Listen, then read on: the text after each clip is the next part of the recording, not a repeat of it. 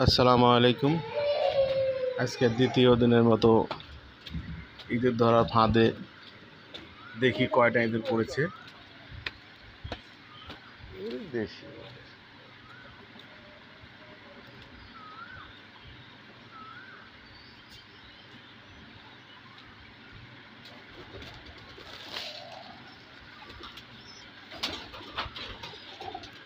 খাঁচায় দেখা যাচ্ছে একটি পড়েছে।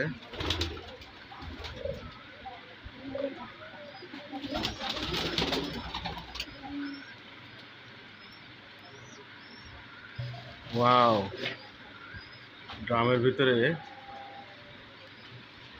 মোট দেখা যাচ্ছে যে মোট 1টি 2টি 3টি 4টি 5টি 6টি পড়েছে।